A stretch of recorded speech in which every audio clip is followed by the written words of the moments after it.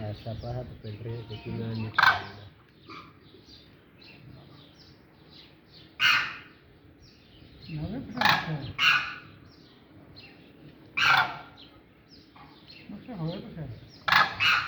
लगा बेचू